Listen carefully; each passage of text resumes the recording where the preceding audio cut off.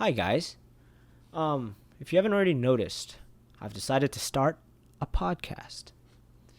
What I'm gonna call the podcast, I don't know yet. Oh, that's a lie. I do know. I don't know why I said that. I'm gonna call it Chit for Chat. It's a little pun, tit for tat, chit for chat.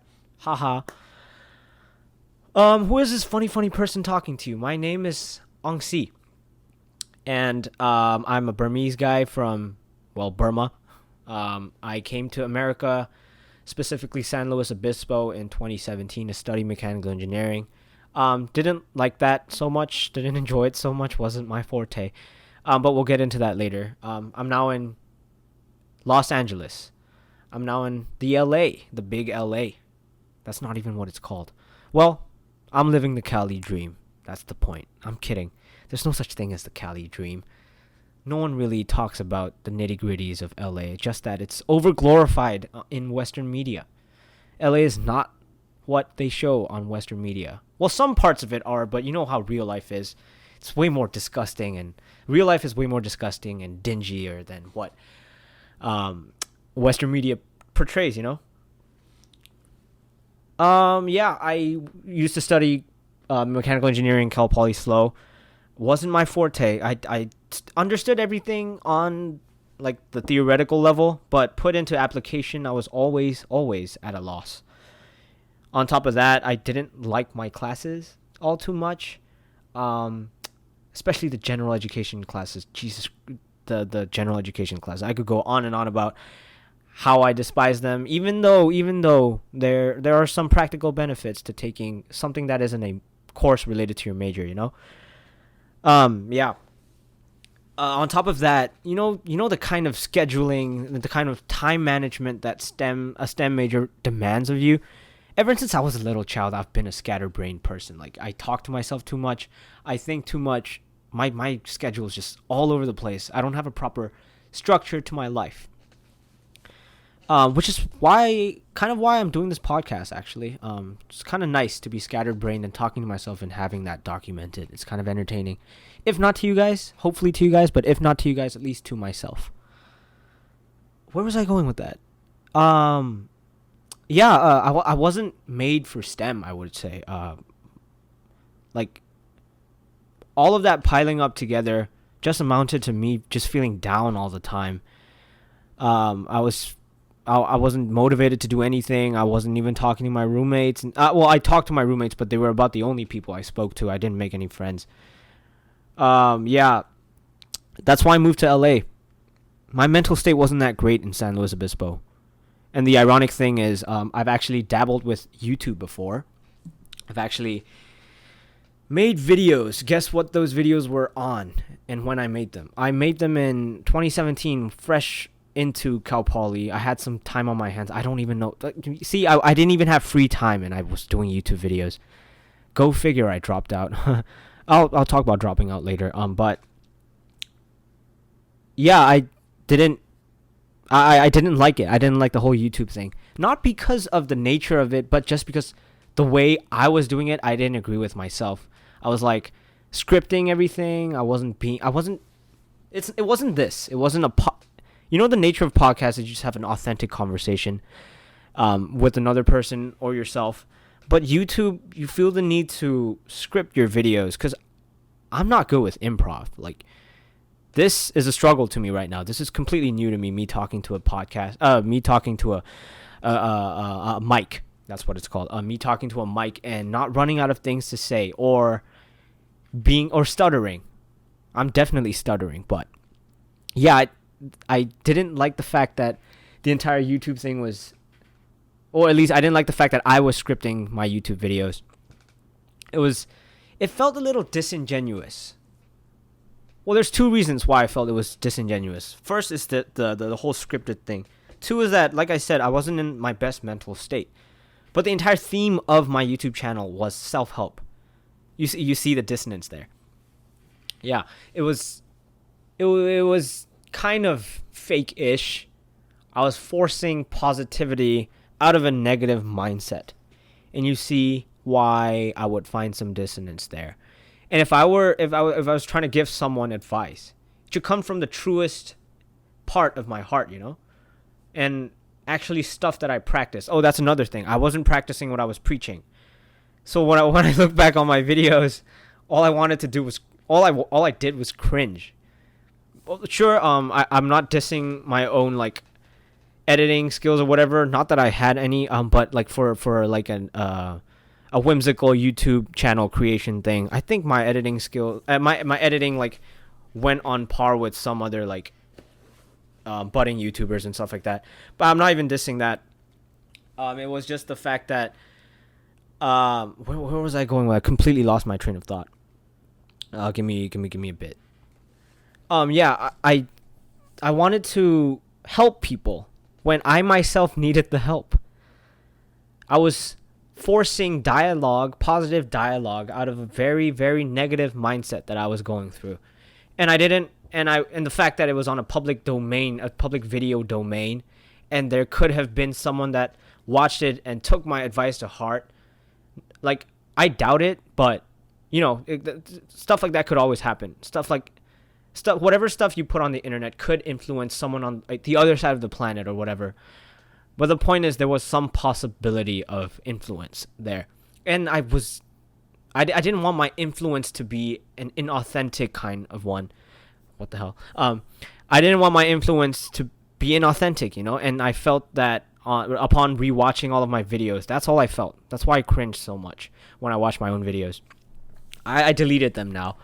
Start fresh, start with this podcast. I like this format so much better. I can just talk to myself. I actually kind of enjoy it. This feels nice. It's like I have a friend. We all need those global pandemics, huh? Well, yeah. I like this. This seems like I could get what I'm about to say. I can get what I want to say out there in the rawest form, like no pretenses whatsoever. I mean, I'm sitting in front of a camera, but I'm not trying to act a certain way like I used to in my YouTube thing. You couldn't even call it a career. I made like 12 videos in 6 months, none of which earned a single cent. I don't know how that AdSense thing still works. Like, I still don't know how that works. But anyways, not the point. Yeah, the point is, like, if you were to do something, it should be out of like the truest parts of your heart, And that wasn't what my YouTube channel was. And I could tell. Like, the fact that it wasn't reaching many people, the fact that half of my followers were my mom's friends. Not half, like 90%, I would say. The fact that they were all my mom's friends, like, it's like artificial following, like you don't feel like you earned anything. Well, not to downplay whoever supported me. Whoever supported me, I wholeheartedly thank you. But I can't get behind the fact that what I was saying wasn't what I was truly feeling. That's the gist of why I completely ended my entire YouTube thing. And yeah, generally I wasn't in a good mental mood or mental state. I barely did any schoolwork. I barely made any friends. You see, like, the thing about San Luis Obispo is that it's gorgeous. It's like I'm gonna be honest. Like, I miss it. But to visit though, I don't want to go back there and stay there. But it's a gorgeous place. Imagine like this. Imagine an area of empty land, and a massive asteroid crashes upon it and creates this gigantic crater. And then now imagine a little human population coming in and say, "Oh, this crater is pretty. We should build a town here." And they did. That's how I like to imagine Cal Poly. San Luis Obispo in general, that is. It's like, it's beautiful. It's this little town in this massive crater-like thing. Like, this is just valleys and peaks, of course, but kind of crater vibes, crater vibes. I'm kidding. Yeah. Cal Poly was gorgeous, but I wouldn't go back to stay there. And it was a type of town where if you weren't an extrovert, you could easily fall into you could easily spiral into a helix of just feeling down in general. I didn't take it upon myself to join any organizations. Basically, I was alone. And that was almost by choice. and I'm not sure if that was the right choice. I could have easily made friends. Like, I like conversation. I like talking to people. I like talking to myself even. Like, I'm a talkative dude in general. There was no reason I shouldn't have made friends, you know? That's why I'm saying that was probably not the right move, especially straight out of Myanmar. Especially straight out of coming into a new-ass place with no one you know. So what you should do is you take it upon yourself to make friends, you know? Network. I don't like that word, but, you know, like, reach out to people. Talk to people. I was a freshman. There were other freshmen internationals going through the same thing. Why didn't I talk to them? But the point is, like, I didn't talk to them, and I chose to be an introvert. And if I could go back, I would change that. But yeah, I spoke to my roommates, and that though they were about everyone, like, they encompassed all of the people I spoke to in Cal Poly, save for one friend. She was part of my orientation group, not my immediate roommate, not my immediate roommates. But yeah, she was great.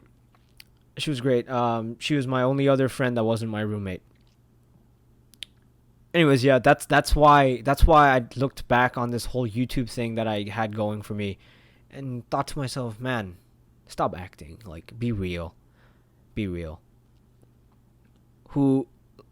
If people can barely keep up acting, you know what I'm saying? Like, I'm not talking about like the art form of acting. I'm talking about acting a certain way for the camera. Like, that shit's bound to crash and burn, you know? You can't keep a facade up forever. Yeah, sorry, I get a little heated talking about that, because, I don't know, I beat myself up about it sometimes. You know, we're only human. But that's not to say I'm not over it, though. I think I did pretty good in starting fresh in here in LA. So I have a solid group of friends. LA's just more like, I'm more of an urbanite. Ew, I don't like that term. I'm more of like a city person. I'm not a suburban person. And Cal Poly was all suburbs, no city. Or at least not a city, not an ideal city, not the ideal city, like a city I have in my mind. Like LA fits that description. Like, tall buildings and stuff. It's like New York, but more spread out. Like, I can't complain. I will say, though, the Cali dream is fake. There is no such thing as the Californian dream. Real life is messier than whatever the Cali dream is presented as on Western media.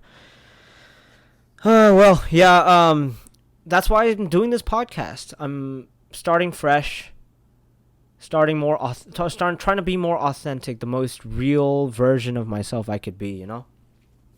Because life doesn't ask for much than... Sorry, I burped there.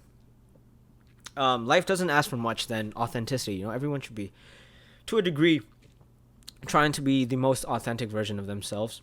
Even then, that's an ideal statement. That's an absolute, like, almost inachievable, but that's, like, I feel like authenticity is an asymptote. One of my favorite books, recommended to me by my friend Andy, When Breath Becomes Air. There's a quote in there that said, wait, let me look this up. I think it was something about something being an asymptote. Looking it up right now. It says you can't ever reach perfection, but you can believe in an asymptote toward which you are ceaselessly striving. I think that's the most poetically put, most succinct but beautifully written sentence that I've read in a book. But who am I to judge? I don't read at all. But yeah, shout out to Andy for recommending me that book, and I recommend you guys that book too. It's insane. But yeah, going off of that, I think the same in terms of authenticity. Like, authenticity isn't something you can completely achieve because society forces facades upon us. So, but then that doesn't void the fact that you should always strive towards the most authentic version you can be. Authenticity, very much like perfection, according to me. According to me, authenticity, like perfection, is an asymptote toward which you should always be striving, and that's what I'm trying to do now. Like, it's uncomfortable though. It's pretty uncomfortable. Sitting in front of this camera, it feels kind of awkward. I mean, albeit it's my first time, but it doesn't get mean, so far I feel like I've been doing a good job. I'm not trying to act a certain way. I'm trying to be myself on camera, on audio. Yeah, I like it. I like this format. So much better than the whole scripted thing. Yeah. I hope this takes off. I hope this podcast takes off because podcasts are something you could keep going kind of indefinitely, as in for a long time.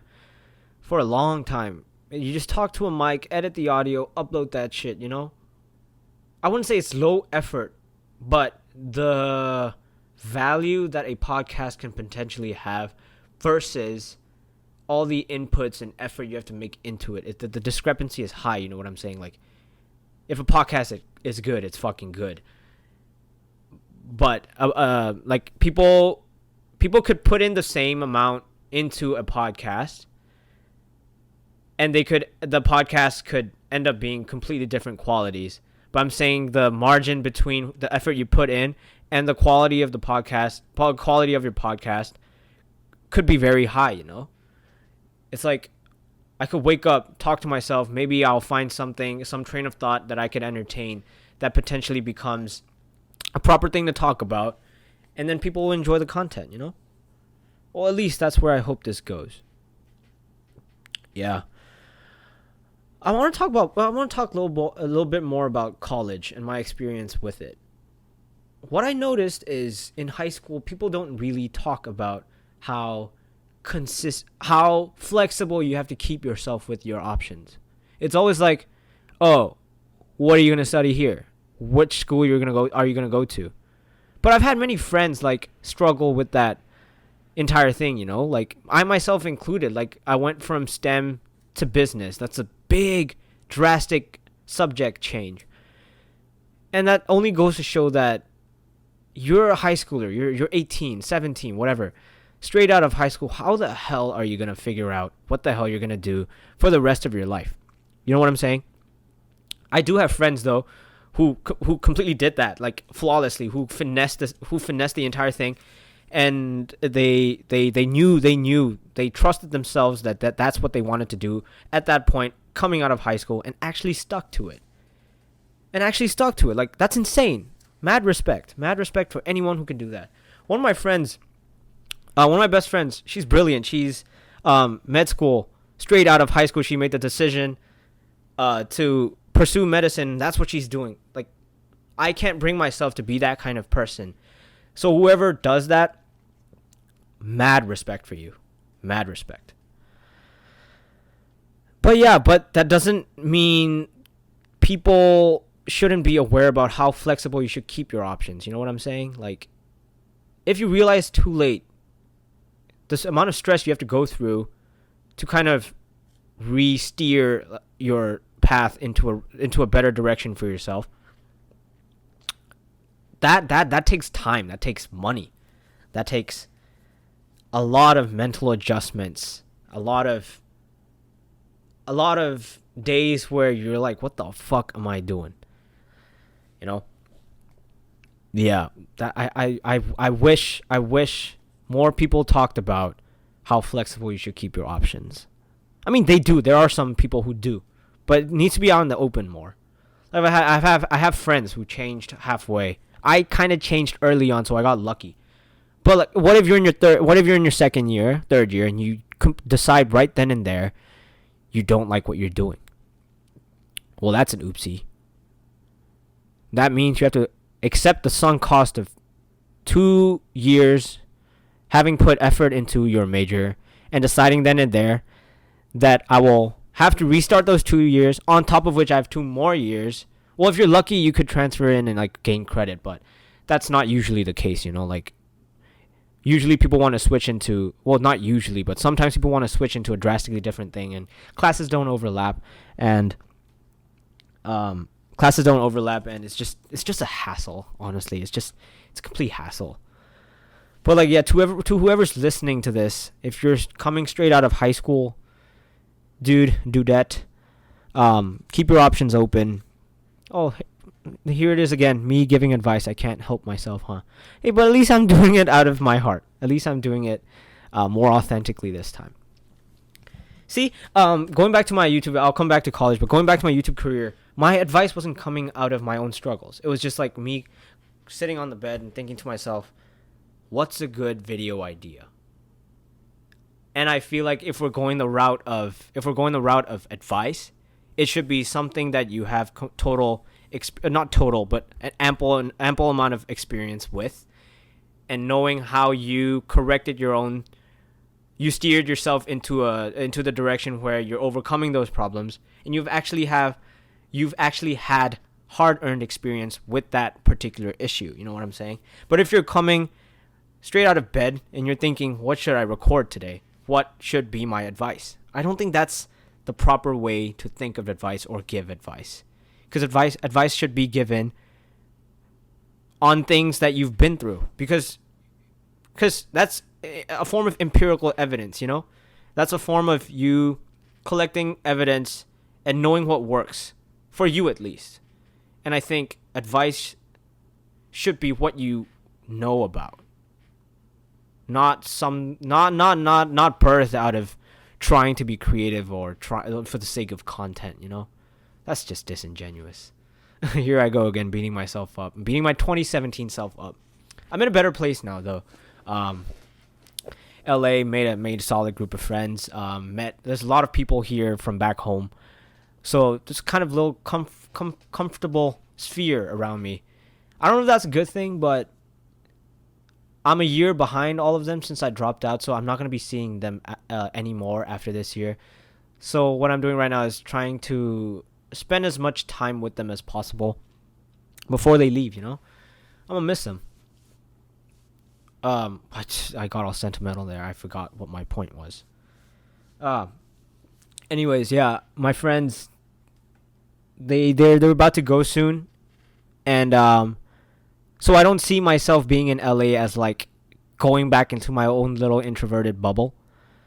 But yeah, I haven't like it's easier. It's more comfortable here. It's more comfortable in LA, mostly in part thanks to all my friends from back home who are here. You know, in Cal Poly it wasn't like that. It was like new person day in and day out. It got tiring.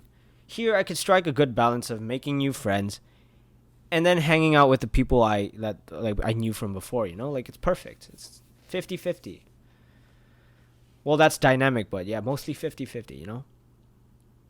Yeah. I'm enjoying this. This is a nice way to actually find out about myself, actually.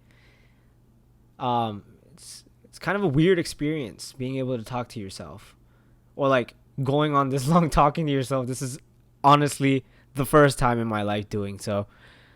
Like when I was doing YouTube, I tried doing this. I tried giving advice out of like just the top of my head. I tried to do improv, and like I was like, "Oh, I'm a good orator."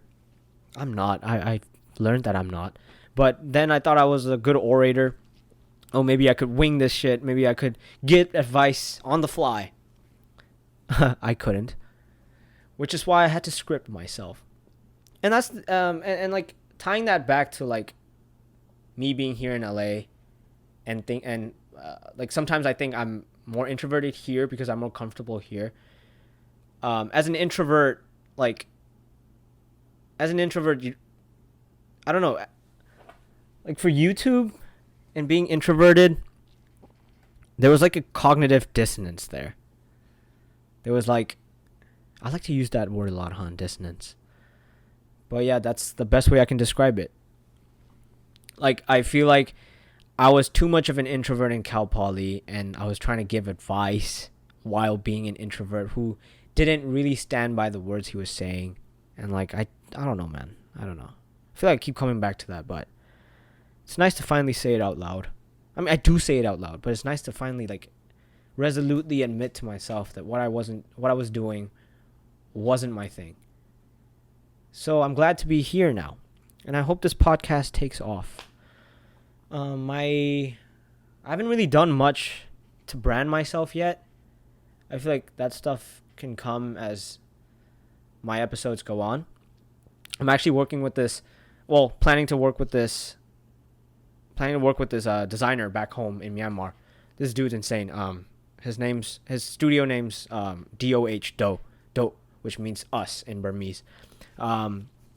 He does designs where he meshes hip design trends, which right now, like, everyone's going for minimal designs, you know.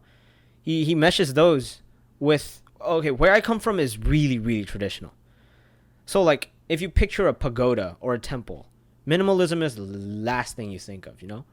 But this guy manages to pull off, like, some graphic work with those two beautifully combined. And I kind of I respect that a lot. Like, I respect that a lot, which is why I reached out to him in the first place. My friend actually told me about him. She was like, oh, he's helped businesses back home and stuff. I was like, oh, wow. Someone from back home doing God's work. Like, I don't know if that's the correct term, but you know what I'm saying. Like, he does an amazing job at it. You should go check him out on Facebook. His name's DOH Do. Not just, I haven't even met the guy. I'm not sponsored by him or anything. I just like his work. I'm working with him for a logo. As I said before, I think I'm going to call this podcast Chit for Chat. Like tit for tat. I don't know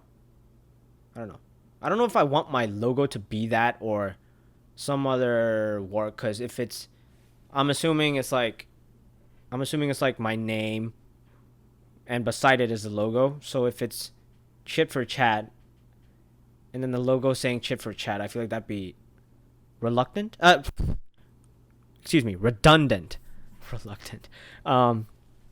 Yeah. So I think I might go for like a simple logo. What I have in mind right now is like a little signature that says C4C, like Chit for Chat. But I don't know. I feel like that's kind of tacky. It doesn't even look right sometimes. My friend told me it looks like car or Cali. Whoever's watching me on YouTube can see it through my camera. It's right there. But yeah, it's basically like a little signature that says C4C. Kind of looks awkward.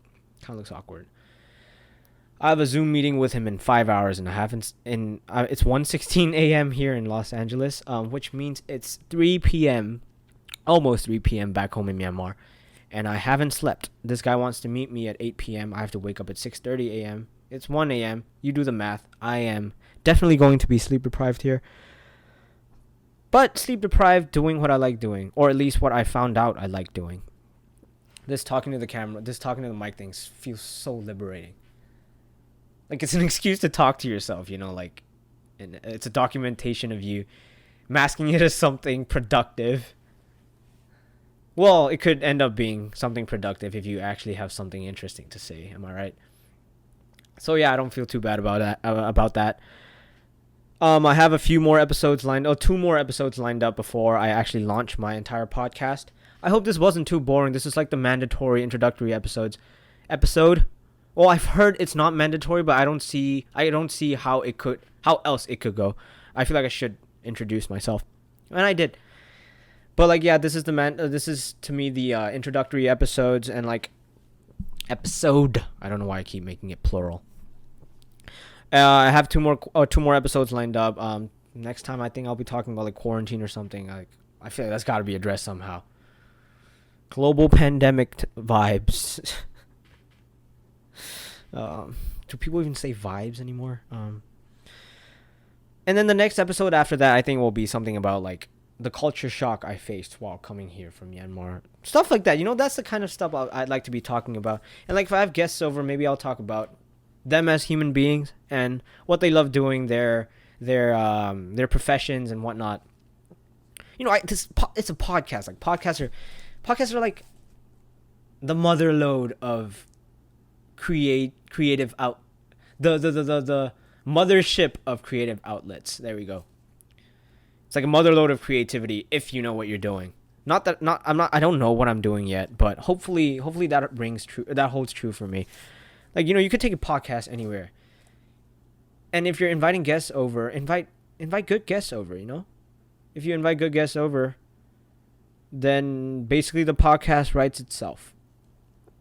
I'm trying not to be too overly ambitious, because I know when I did my YouTube, I promised people so many episodes, like 3 episodes per week or something. Who was I kidding, dude? Editing a YouTube video, no one talks about how long it takes to edit a YouTube video, especially as a beginner. It took me like 6 hours to make one video. 6 hours. On top of which I was doing mechanical engineering. There's no way I was making 3 episodes per week. But like, that's what I promised people, and like, I don't know. I feel like the entire thing crashed and burned there. But yeah, I'm not gonna be too overly ambitious with my promises here. But like, an episode per week seems doable. Yeah. Well, this has been very fun. I'm looking forward to the next episode. I'm not gonna lie. The first time I was doing this, I had to re-record myself like 12 times. I was like, what the fuck am I saying? But like, you learn to let go of some like mental filters. But I realized that's what I need to do. I have to like calculatively. If that's not a word, anyone let me know. But to me, it is calculatively filter myself so that I'm not too like absurd. Like, I still need a filter, Like, authenticity doesn't always have to mean you're saying whatever the hell you're saying. Whatever the hell that pops into your mind. But yeah, where was I going with that? I feel like this happens a lot. Like, my thoughts are just disjointed, especially if I'm doing improv stuff like this. Especially if I'm doing unscripted, raw speeches. Can get kind of messy, so bear with me. I think it'll get better as time goes on.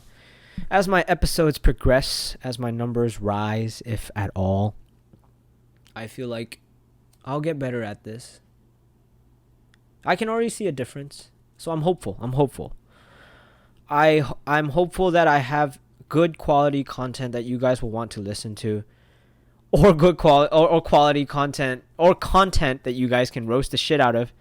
And if that's what you want to do, go for it. Like, there's no criticism, like honest criticism. So like, shoot it my way, guys. I enjoy this, and I think that's a wrap. I think I'll see you in the next episode. I'm excited to record it. Hopefully I'll do it tomorrow. Well, thank you guys for listening. Thank you.